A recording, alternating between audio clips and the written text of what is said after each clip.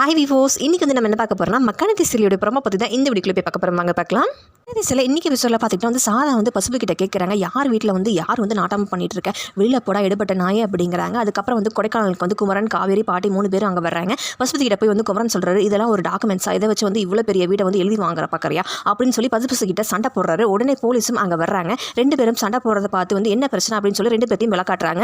காவேரி என்ன பதில் சொல்கிறாங்கன்னா, போலீஸ் கிட்ட வந்து வீட்டில் ஆள் இல்லாத காரணத்தை வச்சு வந்து போலியாக வந்து ஒரு டாக்குமெண்ட் ரெடி பண்ணி இவன் வந்து இந்த ஒரு பிரச்சனை பண்ணிட்டு இருக்கான் சார் அப்படின்னு சொல்கிறாங்க. அதுக்கு பசுபதி சொல்கிறாரு, கடனை வந்து சொன்ன தேதியில் வந்து திரும்ப கொடுக்க முடியாட்டி இந்த வீட்டை வந்து எழுதி தரதா சொல்லி வந்து அவங்க அப்பா வந்து கைப்பட எழுதியிருக்காரு. அந்த பாண்டு பேப்பர் தான் இது என்கிட்ட இருக்குது அப்படின்னு சொல்லி அந்த போலீஸ் கிட்ட வந்து அந்த பேப்பரை காட்டுறாரு. குமரன் சொல்கிறாரு, இந்த ஆள் சொல்கிறது எல்லாமே பொய் சார் அப்படிங்கிறாரு. அதுக்கு போலீஸ் இன்ஸ்பெக்டர் சொல்கிறாங்க, கடனை அடைச்சிட்டு இந்த வீட்டை வந்து திருப்பிக்கோங்க அப்படின்னு சொல்லி அங்கேருந்து கிளம்பிட்டு போயிடுறாங்க. உடனே சாரதா வந்து பசுபதி கிட்ட கேட்குறாங்க, எங்களுக்கு வந்து சொத்துன்னு மிச்சம் இருக்கிறது இந்த வீடு ஒன்று தான் சொல்லி அழுதுகிட்டே வந்து பசுபதி காலில் போய் விழுறாங்க. உடனே காவேரி, ஆமா நீ ஏமா இவன் காலில் விழுற அப்படின்னு சொல்லி சாரதாவை வந்து தூக்கி விடுறாங்க.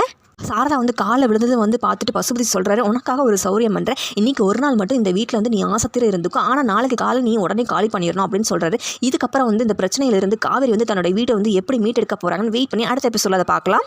இது போல் மேலும் வீடியோக்களை பார்க்க மறக்காமல் லைக் பண்ணுங்கள், சப்ஸ்கிரைப் பண்ணுங்கள். நன்றி, வணக்கம்.